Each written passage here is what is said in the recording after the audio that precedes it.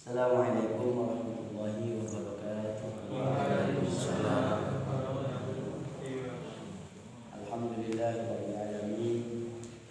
Allahumma shalli wa sallim wa barik ala nabiyyina Muhammadin wa ala alihi wa sahbihi ajma'in.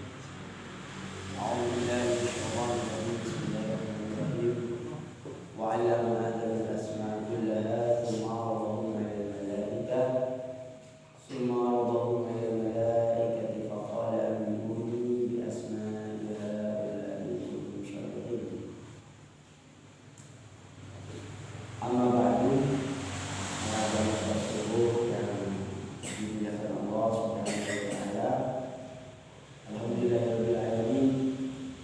Pada pagi hari ini semuanya kita oleh Allah Subhanahu wa taala ditakdirkan dalam keadaan sehat walafiat. Dan semoga para jemaah sekalian senantiasa diberikan kesehatan, diberikan kemudahan-kemudahan, dijauhkan dari bala dan musibah, dilindungi oleh Allah dari segala bahaya dari setan dan segala hal yang tidak menyenangkan di dunia dan akhirat. Marilah kita sama-sama memulai majelis ini dengan membaca basmalah. Bismillahirrahmanirrahim. Hadirin bapak-bapak, ibu-ibu yang dimuliakan Allah Subhanahu wa taala. Jadi saya tadi sudah sampai sini balik gitu deh ya. Jadi bingung. Kenapa? Karena saya setelah pas subuh di jalan ya di salah satu masjid. Dan lewat sini apa ini? Jalan apa namanya? Sebelahnya masjid. Iya, itu kan tembus jembatan itu kan ya. Memang tidak biasa lewat situ, cuma tahu kalau di situ itu nanti tembusnya ke jalan daerah ini. Jadi nyampe di sini. Tapi saya nggak kelihatan masjid ini. Terus balik lagi ke utara itu, notok setelahnya masjid jauh itu, mau belok ke jalan gedung apa ya? Iya, berganda. Loh, kok kesini saya itu? Akhirnya balik lagi. Atau jangan-jangan ini saya didoain Pak Arif dan dasar gitu ya. Pak Arif tidak sana makanya. Iya. Saya itu tadi, ya mohon maaf banget itu ya, saya tidak, saya sudah memperkirakan yang enggak. Ya seperti biasa, paling lambat saya kalau tidak nututin sholat di sini, sholat di sana. Tapi itu mesti nututin. Artinya mesti jamaah itu baru selesai Assalamualaikum warahmatullahi wabarakatuh, baru selesai tahiyat. Jadi saya kok ini nyampe ke selatan ke utara lagi. Ya Allah, ini pengalaman saya pertama kesasar di pengajian itu yang di sini. Ya kesasarnya maksudnya sudah dilewati balik lagi ke utara balik lagi. Biasanya kalau saya bawa mobil, kan biasanya memang kesini saya bawa mobil, jarang bawa sepeda. Itu biasanya lewat pasar Kebaden. Lewat pasar, iya itu pasar apa namanya? Ya, Begadang. Kemudian ya aman-aman saja, tidak pernah saya sampai terlambat seperti ini. Padahal bawa mobil masih muter jauh kan? Ini bawa sepeda malah lambat jauh gitu. Wah, pada pikiran saya ini kalau kalau bawa sepeda lewat jembatan apa namanya? Pikir saya, ini semakin awal datang gitu kan. Membawa mobil aja itu lewat sana dengan waktu yang sama, saya nggak terlambat gitu. Ini kok malah gak karu-karuan. Oke. Jamaah yang dimuliakan Allah Subhanahu wa taala. Kita pada pagi hari ini pembahasan hadis yang kita kaji ini sampai di sini. Sampai di bab salam.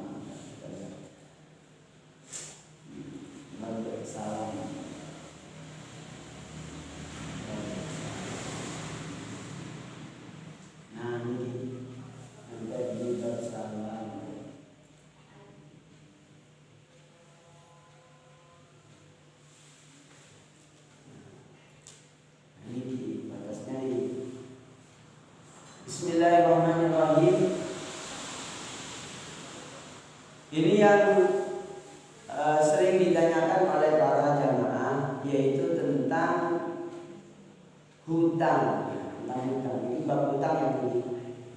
Kalau bab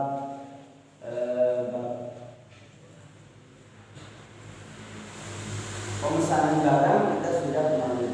Sekarang ini nyampe pada bab hadis. Bismillahirrahmanirrahim. Wa an Ali radhiyallahu anhu qala Rasulullah sallallahu alaihi wasallam kullu qardin jarra manfaatan fa huwa riban. Rawahul Haris Ibnu Abi Salamah wa isnaduhu saqitun walau syahidun dhaifun an Fudala bin Ubaid radhiyallahu anhu inda Baihaqi wa akhar mawqufun ala Abdullah bin Salam inda Bukhari. Di sini diterangkan bahwasanya kullu qardin menurut hadis Nabi ini semua hutang piutang jarra manfaatan yang menarik kemanfaatan maka itu adalah riba. Jadi hutang piutang yang menarik kemanfaatan itu riba. Sementara riba itu oleh Allah Subhanahu wa taala dilarang, oleh Nabi itu juga dilarang, bahkan dikutuk oleh Nabi, termasuk dosa besar. Riba itu termasuk dosa besar. Di dalam Al-Qur'an kita oleh Allah Subhanahu wa taala diberikan penjelasan wa ahallallahu al-bai'a wa harrama riba. Allah menghalalkan jual beli dan menghalalkan riba. Terus Nabi mengajarkan kepada kita agar menghindarkan diri dari riba. Riba anak kemana? Oh, pantesan kemarin itu malah saya yang beritahu ya, Pak ini besok ngaji apa enggak? Maksudnya libur Natal. Tidak mungkin lah di sini libur dan oh enggak Ustaz kan katanya jawab sebelum saya iklan dulu.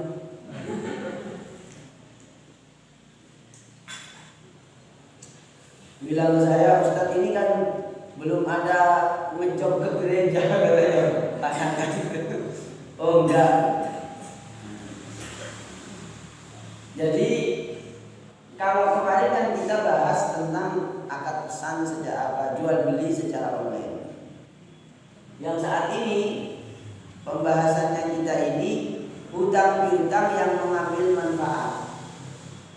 Ini kalau dibahas secara serius, ini kita harus menyediakan waktu yang agak panjang. Tadi pembahasannya tidak perlu terlalu serius. Cuma mengena kepada maksud hadis. Saya ulangi lagi hadis tadiku, kullu qardin jarra manfaatan. Setiap hutang yang menarik kemanfaatan. Tolong dicerna baik-baik. Kata-kata jarra manfaatan, mengambil kemanfaatan. Maka manfaat itu kalau diterjemahkan secara ini sebelum kita bicara syaratnya, kita akan mendapatkan arti kata manfaat itu sangat luas. Coba kalau kalian pikir-pikir itu manfaat itu apakah harus materi? Tidak loh, tidak. Manfaat itu tidak harus berupa materi. Sehingga kalau panjenengan memaknai manfaat secara materi itu sangat terbatas sekali. Manfaat itu bisa keuntungan secara materi atau keuntungan non materi. Begitu. Nah, dalam hadis ini diterangkan bahwa setiap hutang piutang yang menarik kemanfaatan maka itu dianggap riba. Ini derajat hadisnya dhaif. Menurut sebagian ulama dhaif. Tetapi menurut selain menurut Imam Bukhari contohnya, ya, menurut Imam Bukhari itu mauquf pada Abdullah bin Salam. Ini sahabat Nabi. Secara umum nopo hadis ini katanya syarahnya ini wa yu'ayyiduhu ijma'ul ulama ala dzalika wa amalihim bihi. Tetapi menurut ijma'nya ulama, hadis ini bisa dijadikan pedoman hukum karena banyak hadis lain yang oleh para ulama dijadikan penguat kedhaifannya hadis ini. Penguat menjaga yang dari lemah menjadi hadis yang hasan, dan diperkuat lagi oleh ijma'nya ulama. Diamalkan hadis ini untuk menyatakan riba itu haram dan hutang piutang yang mengambil kemanfaatan itu haram hukumnya, dan itu adalah bagian daripada riba itu. Terus yang diambil dari hadis ini nopo, bahwa keterangan ini kan gini, berdasarkan hadis ini, kullu qardin jarra manfaatan fa huwa riba. Setiap hutang piutang yang menarik kemanfaatan itu riba. Ini saya berikan contoh yang sederhana. Saya berhutang kepada Pak Arif. Berapa? 1 juta. Lalu Pak Arif itu mensyaratkan begini, Pak Wahid, sama tak kasih utangan 1 juta dengan syarat. Nah, dengan syarat Pak Wahid tiap bulan sampai 1 tahun ngantar anak saya ke sekolah pulang pergi. Riba itu. Riba. Kenapa? Dari hutang saya ini mengambil manfaat. Menjadikan syarat ini Pak Taufik telepon saya tadi. Tapi kan akan di sini tadi, tapi kuatir enggak apa gitu. Oh, kuatir datang. Oh, ini. Saya baru nyadar ini kalau ada telepon. Karena baru buka. Maksudnya baru buka. Jadi itu namanya riba, Pak. Pak, sampean minta utangi duit 100. Tapi saya minta tolong. Tapi dengan bukan minta tolong ya, dengan syarat Bapak ngantarkan anak saya 1 minggu ke sekolah. Ya, begitu itu namanya riba, Pak. Karena apa? Hutang-hutang yang mengambil manfaat. Dari hutangnya itu dia ngambil manfaat. Begitu itu hukumnya riba. Haram, masuk dalam ini. Masuk dalam satu firman Allah Subhanahu wa taala, wa ahallallahu al-bai'a wa harrama riba. Terus juga ya ayyuhalladzina amanu la ta'kulu riba ad'afan mudha'afah wattaqullaha la'allakum tuflihun. Hai orang-orang yang beriman, janganlah kalian memakan riba. Janganlah kalian memakan riba dengan berlipat ganda. Maksudnya berlipat ganda di sini yaitu adalah riba nasi'ah. Menurut sebagian besar ulama, riba nasi'ah itu selamanya haram walaupun tidak berlipat ganda. Jadi berlipat ganda, oh kalau banyak itu haram, kalau sedikit. Karena yang diharapkan di Quran itu yang berlipat ganda. Kalau nggak berlipat ganda cuma 1 kali lipat itu loh, sama sih. Okay. Jangan diartikan, karena ada yang mengartikan riba itu kalau berlipat ganda. Kalau tidak berlipat ganda itu tidak, bukan lipatannya cuma 1 kali tapi besar. Okay.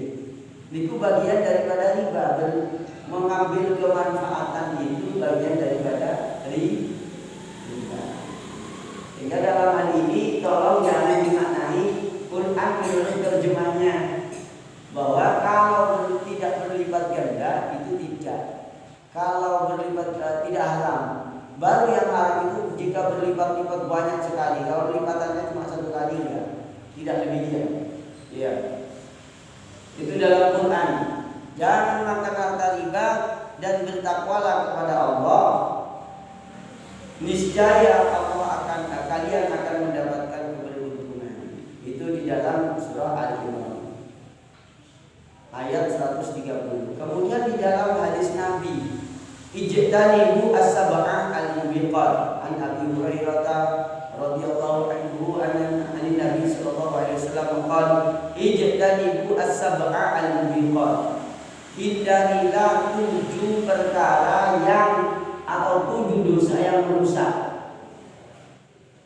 Jadi sabda Nabi ini sabda yang sangat populer niki riwayat Imam Bukhari dan Muslim. An Abi Hurairah radhiyallahu anhu qala Rasulullah sallallahu alaihi wasallam ijtanibu as-sab'a al-mubiqat. Diingat baik-baik niki bareng-bareng. Hindarilah 7 dosa yang merusak, yang mencelakakan, yang menghancurkan. Apakah dosa yang merusak dan menghancurkan itu? Wa qalu, para sahabat bertanya, wa ma hunna ya Rasulullah? Wa ma hunna, wa ma utawi apa hunna iku 7 dosa sing merusak, 7 dosa yang merusak. Apa 7 dosa yang merusak? Monggo diingat baik-baik. 7 dosa yang merusak. 1, asyirku billah, menyekutukan Allah. Kalau tidak bertobat, menyekutukan Allah itu masuk kategori dosa besar. Terus yang berikutnya as-sihru, sihir. Sihir ini macam-macam. Masuk dalam kategori sihir ini apa? Santet. Ya, santet yang pasti itu santet. Termasuk sihir apa? Pesugihan. Itu masuk sihir. Menggandakan uang. Kan ada itu. Menggandakan uang. Kalau di fotokopi enggak apa-apa kalau fotokopi. 1.000 di fotokopi enggak apa-apa. Di palsu itu juga haram ya. Memalsu uang. Wa qatlun nafsi allati haramallahu ila bil haqq, dan membunuh sesama tanpa ada alasan yang dibenarkan menurut agama. Wa aklu riba, dan makan riba. Wa aklu malil yatim, dan memakan harta anak yatim. Ini masuk dosa besar. Pada saat sewaktu-waktu saya mengingatkan saya sendiri dan mengingatkan para jamaah yang mempunyai amanah anak yatim atau yang mempunyai amanah untuk urus anak yatim, itu mohon berhati-hati, karena takutnya haknya anak yatim dimanfaat. Itu termasuk termasuk makan hartanya yatim, memanfaatkan hartanya anak yatim, atau memanfaatkan kenapa? Gak apa-apa. Memanfaatkan kesempatan di dalam pengelolaan hartanya anak yatim. Nah, ini kita berhati-hati karena ini masuk kategori dosa besar. Ada beberapa kasus yang menyebabkan sampai mungkin anak yatimnya terlantar atau dikurangi atau apalah namanya. Itu masuk dalam kategori memakan harta anak yatim. Tidak harus selalu memakan. Iya, tidak harus selalu memakan. Contoh, ini kalau ada panti asuhan, ya, ini agar kita berhati-hati. Di sini nggak ada ya. Kalau ada panti asuhan, kok kemudian dengan maaf dalam tanda petik seenaknya menggunakan kendaraannya panti asuhan, padahal itu miliknya anak. Jadi kendaraannya panti asuhan itu digawe bowo, ya, dibuat bowo sekeluarga, dibuat ya bowo, kan bowo kan Kan orang kalau nggak tahu hukumnya nanti nggak berhati-hati. Bukan hanya punya anak-anak yatim, bukan hanya punya yang panti asuhan. Mobil dinas dipakai ngelencet sekeluarga. Dosa. Karena ngelencet itu bukan tugas negara. Nggih. Loh, mentang-mentang punya motor dinas dipakai kemana-mana, dipakai bobo, dipakai rekreasi, nggak buat dipinjamkan ke mertuanya dan lain-lain. Itu dosa itu karena bukan peruntukannya mobil dinas itu. Apalagi mobil dinasnya panti asuhan. Mobil dinasnya panti asuhan itu kan tidak makan, tapi kan memanfaatkan. Nggih, bukan pada tempat. Mobilnya panti asuhan dipakai rekreasi ke Jenon, ya, dipakai rekreasi ke Tumpang, ke tempat pemandian itu. Itu bagian daripada memakan, ya, memanfaatkan. Yang memakan di sini yang paling banyak terjadi memakan. Tapi di luarnya memakan yang sama artinya, yang mendolimi anak yatim itu adalah memanfaatkan fasilitas yang itu mestinya tidak diperuntukkan kecuali kepentingan anak yatim. Begitu. Wa tawalli yaumaz zahfi, termasuk dosa besar, yaitu adalah berpaling dari apa? Berpaling di hari perang, di hari berkecamuknya perang. Wa qadhful muhsanat al-ghafilat al-mu'minat, menuduh berzina, ya, menuduh berzina kepada orang yang beriman. Dia beriman, menuduh, tidak tahu ya, tidak tahu kalau ini, tidak tahu kalau dia itu tidak berzina, cuma hanya karena isu santer di antara masyarakat, dia menuduh, betul-betul menuduh itu anu sama anu, katanya siapa? Katanya anu. Di mana? Di anu itu waktu anu, katanya anu semua kok. Nah, anu itu namanya qadzaf, dosa besar. Hati-hati Bu, soalnya ini zamannya WA. Nggih, zamannya WA. Ibu tua-tua itu sekarang juga pakai WA. Tapi di sini nggak ada yang tua, sangat tua. Jadi menuduh zina itu termasuk dosa besar. Tidak boleh menuduh zina kepada sesama orang yang tidak boleh, Pak. Kepada siapa saja tidak boleh. Orang berzina ditetapkan berzina kalau melihat harus melihat syaratnya. Angel loh, mau menentukan orang berzina dengan itu dan ini dan itu angel, kecuali langsung ketemu mentang. Oke. Kalau mau menentukan tapi hanya karena anu itu gelap gocengan ya anu loh. Gelap gocengan. Gocengan kok tukang goceng kebetulan goceng. Iya enggak? Maka syaratnya orang Islam menetapkan perzinahan kepada orang lain itu harus melihat nyata. Ya kelihatan terjadinya kasus, kelihatan sampai kelihatan itunya. Kalau nggak begitu nggak boleh. Angel. Maka kok ternyata orang hanya kelihatan sering gocengan kok menuduh yang bukan. Itu anu ya, sering gocengan sama anu ya. Iya, aku ketok ini gocengan bunyi. Lo saya diketok gocengan kok, masih itu kan goceng juga kadang goceng bunyi. Lo kita gimana Pak Ustadz ini gimana? Ya nggak gimana. Ini Islam ini betul-betul menjaga kehormatan manusia. Ini dosanya tidak di hadapan Allah. Yang berzina itu dosanya di hadapan Allah. Kita ini tidak boleh menuduh berzina, termasuk dosa besar. dalam hadis ini apa? Wa aklu riba, memakan harta riba itu termasuk dosa besar. Ini riwayat Imam Bukhari.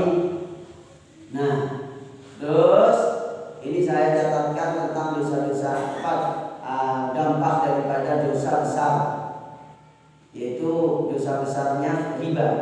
Yamhaqullahu riba wa yurbis shadaqah.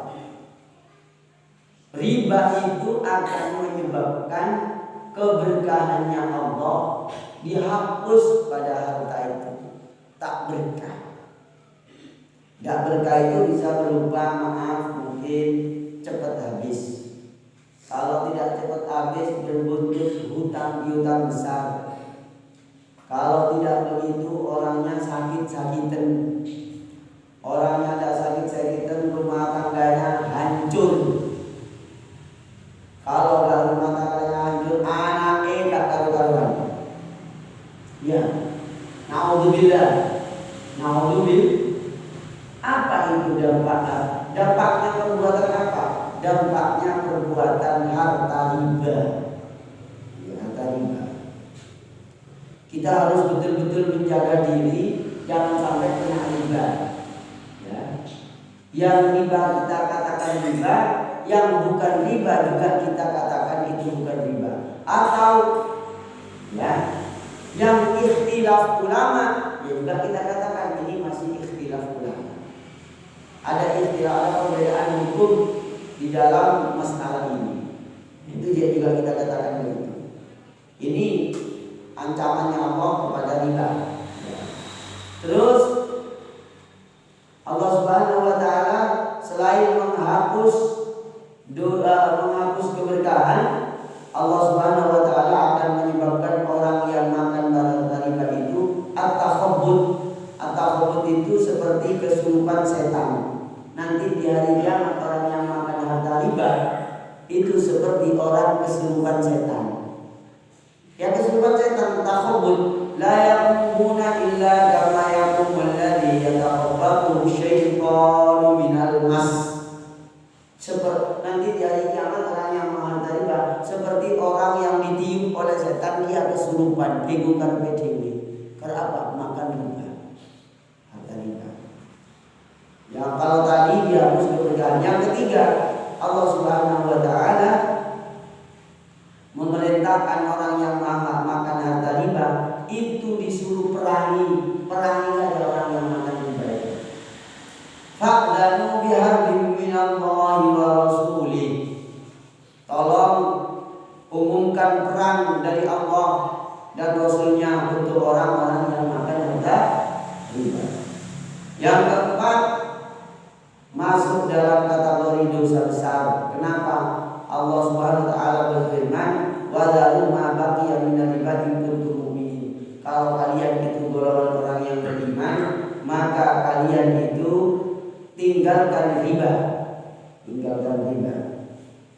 Yang kelima itu kekal di api neraka. Wa man 'ada fa ulaika ashabun nar hum fiha khalidun. Barang siapa yang memusuhi Allah dengan memakan harta riba, maka mereka itu termasuk golongan yang kekal di neraka, penduduk neraka yang kekal di dalamnya. Nah, ini saya terangkan sekaligus maknanya riba dan macam-macamnya yang tadi disebutkan di hadis. Satu namanya riba fadl. Riba fadl dicatat macam-macamnya riba. Napa riba fadl niku? Riba fadl adalah riba yang timbul akibat pertukaran barang sejenis yang tidak memenuhi kriteria secara satu kualitas, kuantitas, penyerahan yang tidak dilakukan secara tunai. Itu namanya riba fadl. Jadi gini,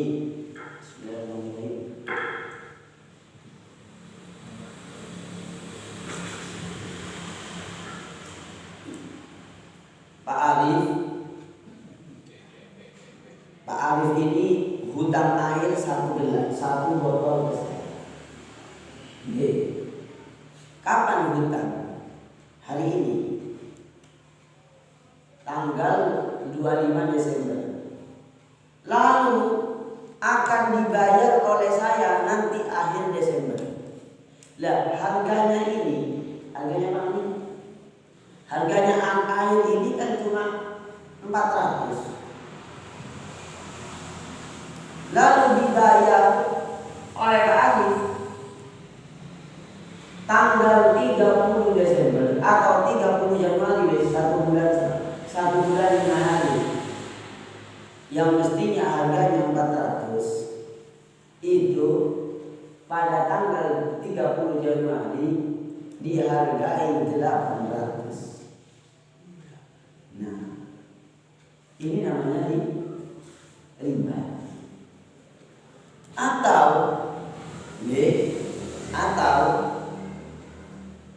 ini saya hutang 1 botol, dibayar 2 botol pada bulan Januari tanggal 30, itu riba.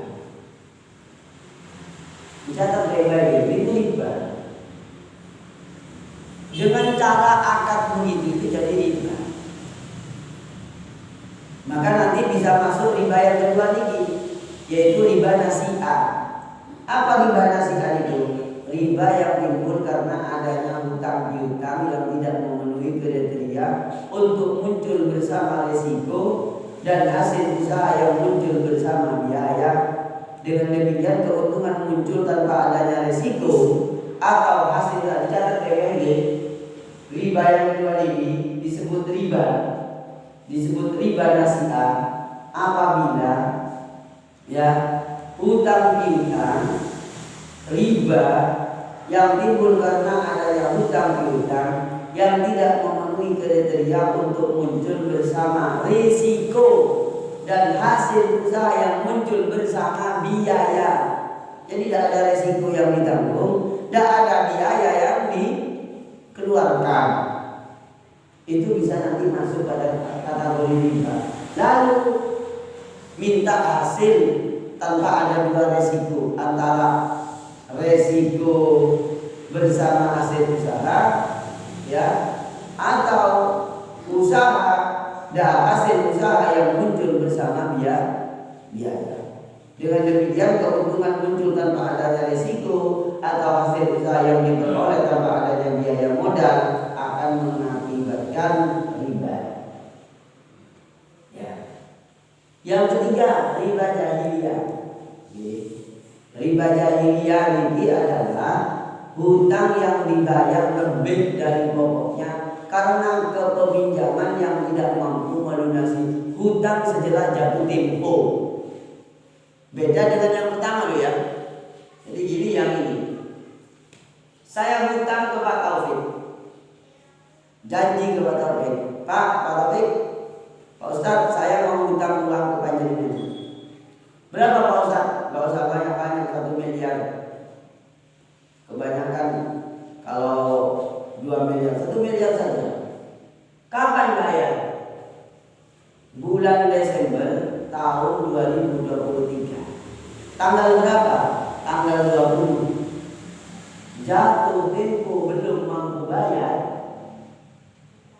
dilipat kan? Nah, ini namanya riba jahiliyah. Jadi di jahiliyah terjadi seperti itu. Saya gak mampu tanggal 20 tahun 2023 gak mampu membayar utang 1 miliar.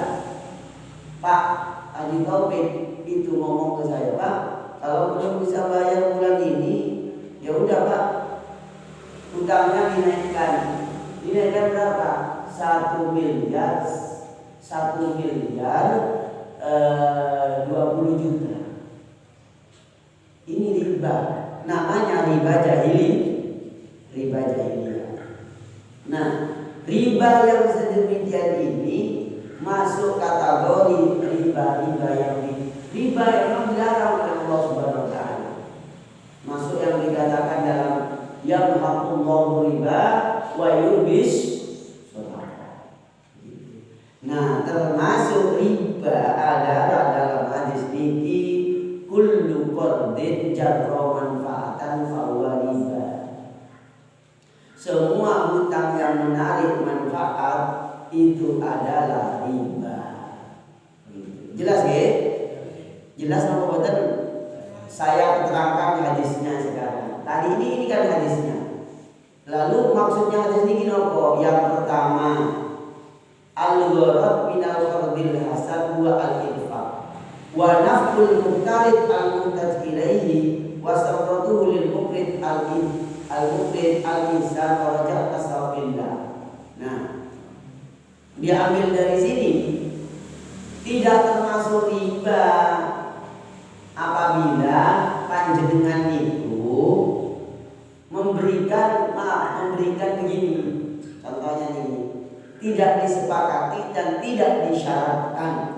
Kalau dicatat baik-baik, tidak disyaratkan dan tidak disepakati di awal. Saya hutang ke Pak Haji Ustadz Taufik ke berapa? 1 miliar 1 tahun. Betul-betul dilunasi. Di luar kesepakatan itu, ternyata Pak Haji Taufik, Pak Ustadz Taufik, ini saya lunasi uangnya 1 miliar. Tolong cek, sudah saya transfer barusan 1 miliar. Dapat setengah hari, saya itu kirim kambing 1 pickup. Atau beko, sopir pickupnya bilang, ini dari Ustadz Abdul Wahid. Loh, apa ini? Ucapan terima kasih. Loh, itu bukan riba. Karena tidak ada kesepakatan dan tidak ada syarat untuk kirim kambing 1 pickup. Kan tidak ada itu kesepakatan, baik tertulis maupun terucap. Itu tidak termasuk riba. Namanya itu qardul hasan. Ya, menghutang lalu berbuat baik. Boleh. Tidak ada kesepakatan dan tidak ada perjanjian, tidak ada persyaratan. Maka dalam kategori ini qardul hasan gitu. Kemudian kalau mengambil kemanfaatan lalu disepakati, disyaratkan, itu namanya riba. Jadi kalau catat baik-baik, kalau kelebihan disepakati, disyaratkan di awal, maka itu namanya riba. Begitu. Maka itu diharapkan. Kemudian yang berikutnya, manfaat itu apa saja? Manfaat itu, ya, manfaat itu berupa materi atau berupa jasa atau apa saja. Itu manfaat. Kata manfaat. Jadi umum banget di sini. Terus, apabila memberi kemanfaatan tanpa syarat, bila syartin wala muwafaqatin ba'dal wafa au itau ajwada bila syartin jaza. Tapi kalau misalnya tidak ada kesepakatan memberi yang lebih banyak, itu jaza, boleh. Waqala al-muwafaq tajuzu az-ziyadatu fil qadri wa sifah bila syartin wala muwafaqatin. Lianna Nabi sallallahu alaihi wasallam istalafa qadran faradda khairan minhu wa qala khairukum ahsanukum qadaan. Hadis riwayat Imam Bukhari dan Muslim. Kalau ada orang berhutang kok ternyata yang mempunyai piutang memberi lebih baik, memberinya lebih baik, mungkin jumlahnya lebih banyak, tapi tanpa ada syarat, tanpa ada kesepakatan, maka itu boleh. Dan itu sesuai dengan firman kata sabdanya Nabi, khairukum ahsanukum qadaan. Orang yang paling baik di antara kalian itu adalah ahsanukum qadaan. Kalau berhutang itu sangat baik. Ya, kalau berhutang sangat baik. Syarat, coba ingat, catat baik-baik, tidak menentukan syarat dan tidak menentukan kesepakatan sebelumnya. Itu. Karena Nabi pernah berhutang, ya, pernah berhutang juga, lalu faradda khairan minhu. Nabi memberikan yang lebih baik. Yang dihutangi itu 30 misalnya. Iya. Menghutangi jenisnya jenis yang kurang baik, diberi yang lebih baik ketika mengembalikan. Atau jumlahnya dilebihi dengan jenis yang sama tapi jumlahnya yang lebih. Bahkan itu termasuk akhlak di dalam membayar hutang. Termasuk akhlaknya orang yang membayar hutang itu akhlaknya akhlaknya adalah bisa melunasi dengan cara yang lebih baik, dengan dengan jenis yang lebih baik, jenis barang yang lebih baik, atau kadarnya lebih baik. Gitu. Nah, ini sing angel nanti kalau mau dipraktekkan itu angelnya di mana? Angelnya nanti kalau sudah terjadi kebiasaan, akhirnya orang yang senang mengutangi mereka kebiasaannya ditanggung. Tapi kalau nggak ada syarat, nggak masalah. Nggak ada persyaratan, nggak ada perjanjian, nggak ada ketentuan. Alim hutang ke saya 100 juta. Ustaz tak lunasi tanggal bulan Juni tahun 2023. Hutang 100 juta. Tiba-tiba membawa uang 100 juta tanpa ada kesepakatan. Pak Arif moro-moro transfer ke rekening saya. Setelah 100 juta diserahkan cash, transfer ke rekening saya 20 juta. Apa itu Pak? Itu mengucapkan terima kasih saya. Itu masuk dalam kategori hadis Nabi riwayat Imam Bukhari dan Muslim, khairukum ahsanukum qada'an. Orang yang paling baik di antara kalian adalah orang yang melunasi hutang dengan yang terbaik. Begitu. Yukhad ma yukhadu inda tawilin naqdi min baladin ila akhad inda kana biqadri banki alladhi amalu tawil fala ba'sa biha li anna ujratun ala dhalika. Jadi dicatat baik-baik ini. Yang terakhir ini boleh mengambil keuntungan karena operasional.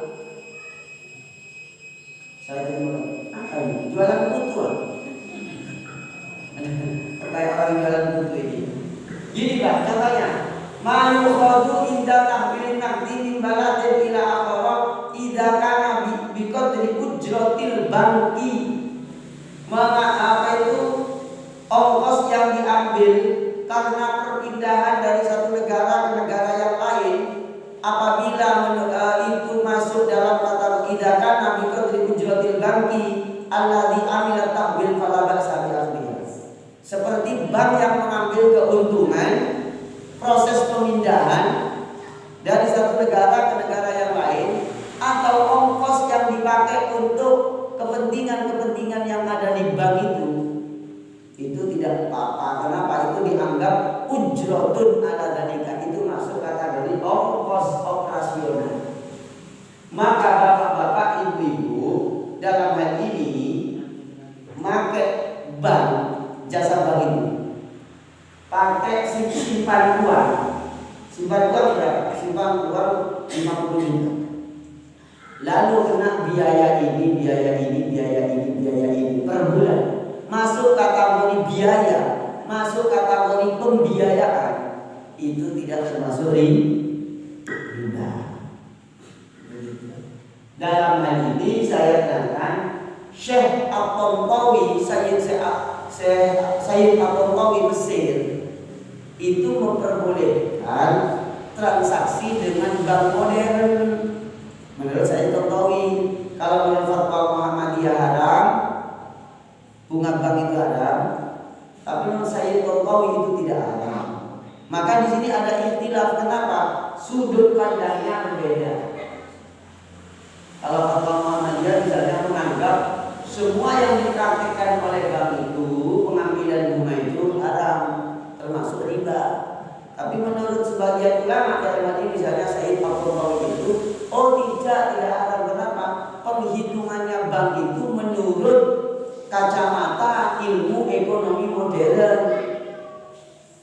Tak mungkin bank utangkan 1 juta kembali 1 juta, apalagi Pak Arif utang uang 1 juta ke bank, lalu dapat 1 tahun melunasi pula 1 1 jutanya itu sudah berubah sekarang.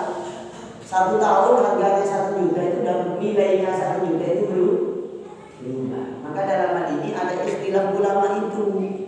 Nah dalam keterangan syarahnya Bulughul Maram yang saya bacakan ini, bab mengambil ongkos dalam rangka pemindahan uang. Ini salah satu contoh pemindahan uang dari satu negara ke negara yang lain. Ini kan jasa.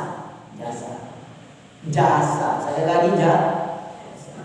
Itu tidak termasuk riba. Tapi namanya itu ongkos untuk operasionalnya bank. Dalam hal ini operasi bank itu beroperasi tidak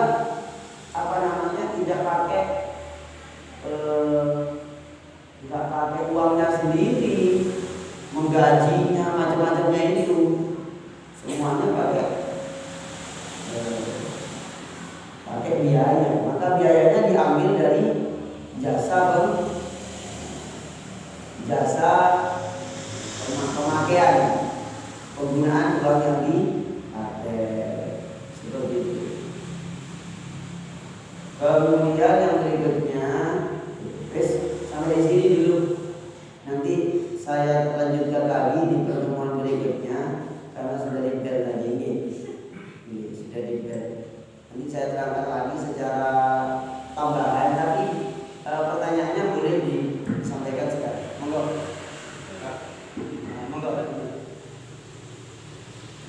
Tolong dijelaskan soal dealnya apa riba nasiah tadi. Oh, riba nasiah ini.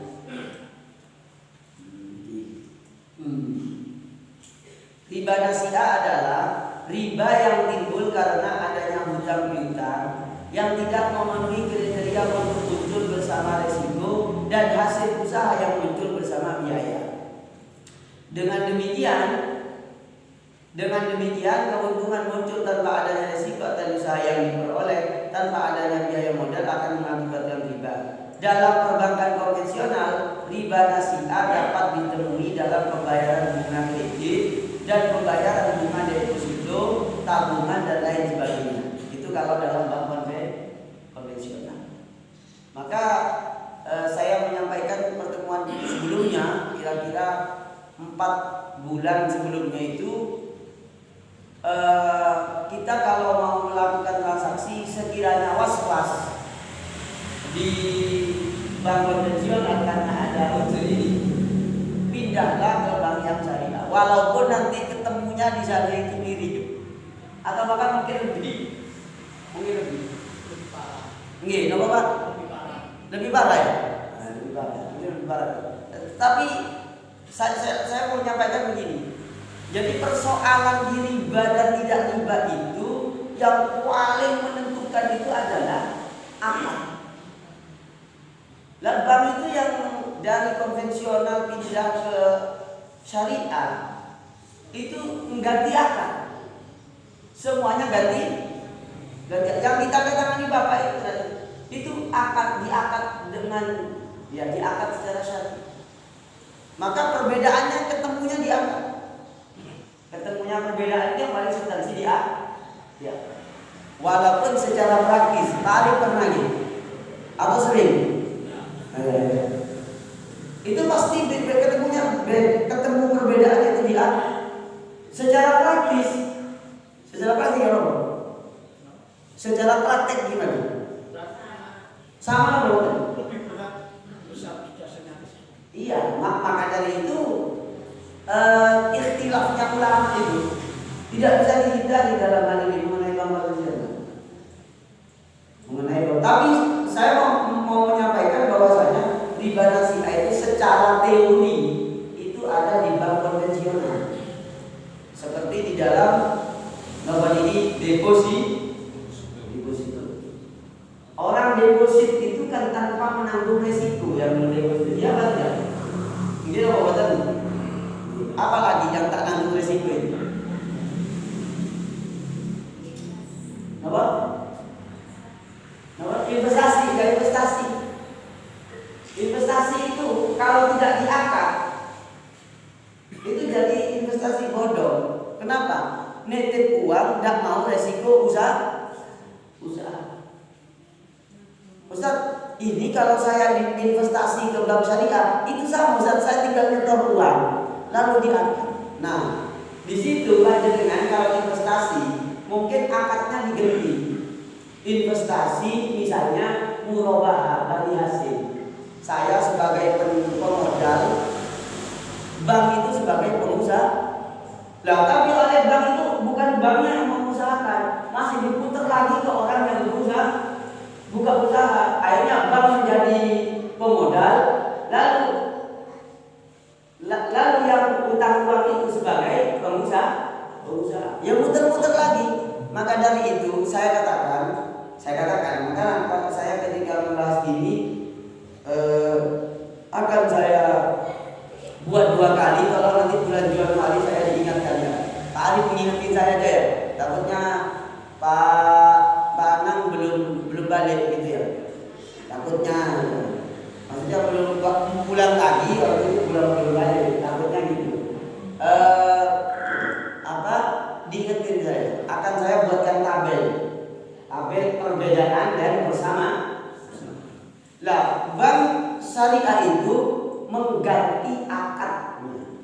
Sekali lagi saya katakan mengganti nama akadnya. Yang semula tidak akad murabahah bagi hasil, musyarakah, kongsi, kemudian muqaradah dan seterusnya itu, atau qardul hasan atau baikul bisnisna, itu diganti semuanya. Prakteknya itu sama. Bahkan saya sendiri pernah dulu itu mau melunasi hutang, dan hutang dari bank konvensional, bank BTN, pindah ke bank syariah. Kok lebih larang, ayo tetap balik mana gitu.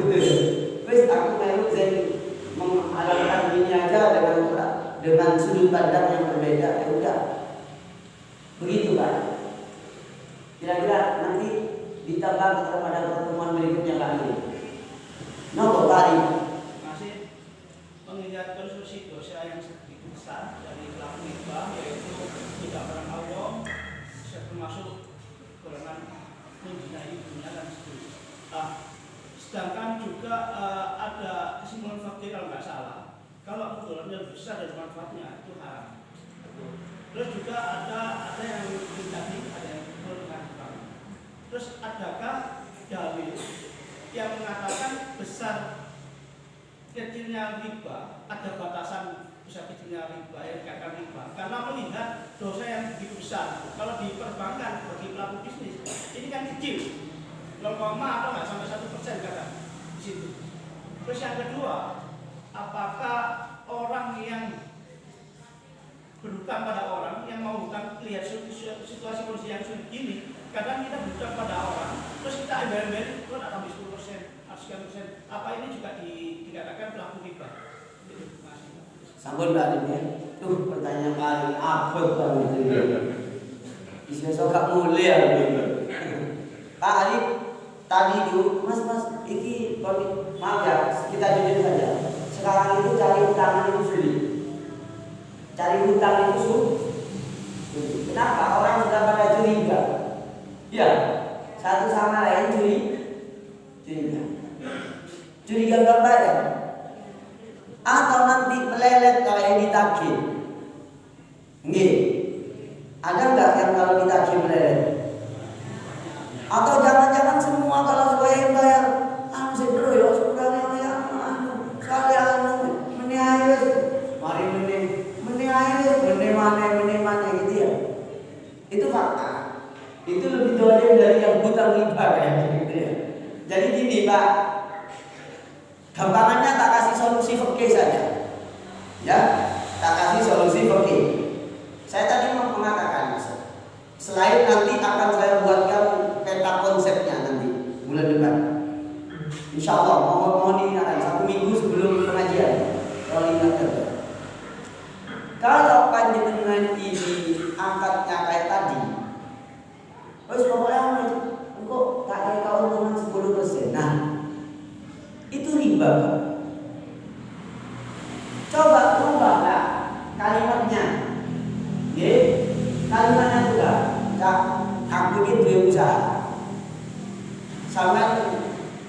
saya hutang uangnya, sampean tak akad kerjasama dengan saya. Sampean sebagai pemodal, saya sebagai pengusaha. Keuntungan berapa? Antara 5 sampai 10. Antara 5 sampai, dan itu bank syariah itu begitu. Dan di dalam kitab itu tidak boleh menentukan laba itu. Tapi kalau panjenengan antara 5 sampai 10 itu menentukan apa tidak? Enggak. Makanya Pak Ali tak kayak cara ini. Sampean berterima kasih ke saya. Biasakan enggak riba ngomong antara 5 sampai 10. Berarti ya boleh jadi bulan depan dapatnya 6, boleh jadi 7. Kenapa? Karena dalam syariat itu kita tidak boleh menentukan hasil. Hasil itu gurur. Hasil itu sifatnya apa? Spekulatif. Biar gak riba Pak Ali, panjenengan ngomong antara 5 sampai 10 jam. Mbu biro jenenge badi gak ketemu. Nah itu biar tidak riba. Begitu dah riba. Tapi kalau langsung tak kayak kok khawatir, tak kayak keuntungan piro 10% riba guys, dosa itu tidak boleh itu. Terus apa nanggung resiko? Ya nanggung.